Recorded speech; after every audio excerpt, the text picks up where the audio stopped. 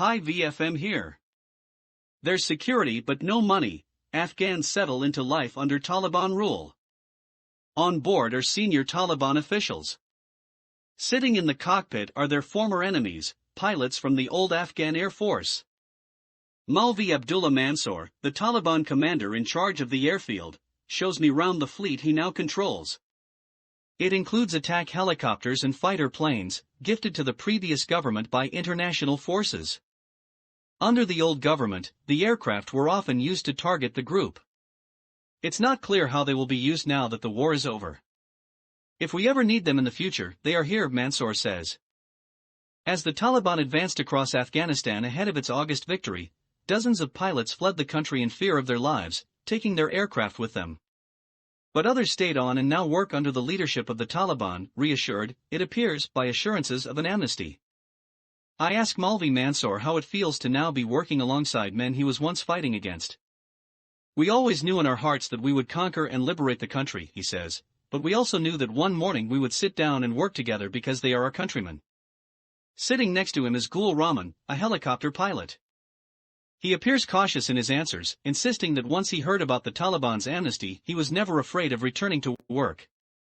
It was inevitable this would happen one day, he says. We never thought we could continue on our separate paths forever. We will leave the politics to the politicians and work together to develop the country. Younger Taliban fighters mill around us in the hangar, looking on with curiosity at two MD-530 helicopters. Signs of a degree of underlying tension are visible as one of the Talibs quizzes a mechanic about his qualifications. You all got these jobs through personal connections, not because you're properly qualified, he says in an accusing tone. Nevertheless, overall the atmosphere seems amicable. Elsewhere, the transition from old to new regime is going less smoothly. The country is facing an economic crisis, with foreign reserves frozen, as the international community decides how to help Afghans, but not the Taliban. There are restrictions on cash withdrawals and long queues at banks. Second-hand markets have sprung up in cities across the country, with desperate Afghans trying to sell their possessions just to be able to afford enough to eat. One woman, Shagufta, is sat on the roadside, rifling through the clothes she's brought to sell. Life has become an insult now, we are dying slowly, she tells us tearfully. She's weak because she didn't have any food for breakfast, or for dinner the night before. Everything I had I gave to my children, she says. Now I am selling their finest clothes, what they used to wear to weddings. If I get a good price I will buy oil, rice and flour. Her story epitomizes the deep-rooted inequalities in the country. Her husband retired from the police 6 years ago, but barely ever received his pension under the previous government.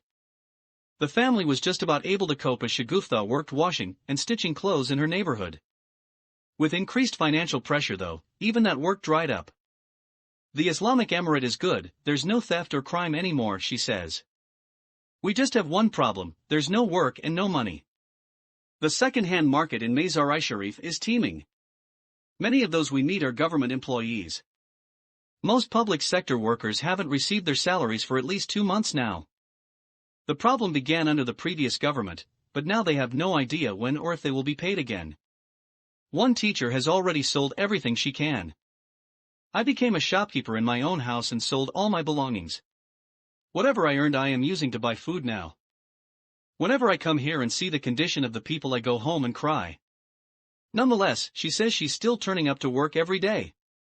Across the road is Mazar-i-Sharif's main hospital. It's now run by a Taliban official, but his deputy is continuing in the same position he held under the previous government. Staff haven't been paid since the Taliban takeover, with uncertainty over how the Ministry of Health will be funded, while the current reserve stock of medicine will only last for another month. The transition of power in Afghanistan ended up being much less violent and bloody than many had feared, but around half the country were already in dire need, and for many now the struggle to survive is getting even harder.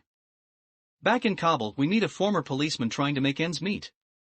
It makes no difference to me who's in the government, he says. He is now selling Taliban flags by the side of the road. There's no workaround, he says. What else can I do? By saying this I will meet you guys in next video.